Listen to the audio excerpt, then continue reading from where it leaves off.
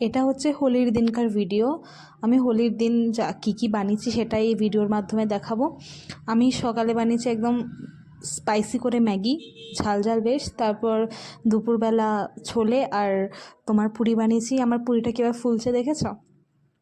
বেশ ভালো লেগেছিলো। আমি না এই ছোলেটা বেশ বানাতে পারি, যেন খুব সুন্দর। ঘরে যখন এটা বানায় আমিই বানাই, মানে এতটা সুন্দর খেতে হয়। সাথে একটু পেঁয়াজ, শসা থাকলে শসা, মানে যা ইচ্ছে স্যালাড খাওয়াই যেতে পারে।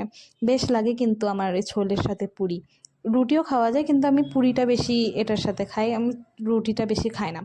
তারপর সন্ধ্যাবেলার দিকে বানিয়েছিলাম হচ্ছে পানডুব্বি। এটা মানে ছত্তিশগড়ের একটা ট্র্যাডিশনাল খাবার বলতে পারো।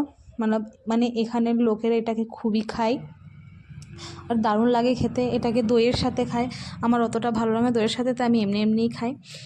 স্পাইসি থাকে আর একটু করে, মানে এটা আটা দিয়েই বানানো হয়। তারপর এটা খাওয়ার পর একটা আইসক্রিম খেয়ে নিলাম আমার, ব্যাস।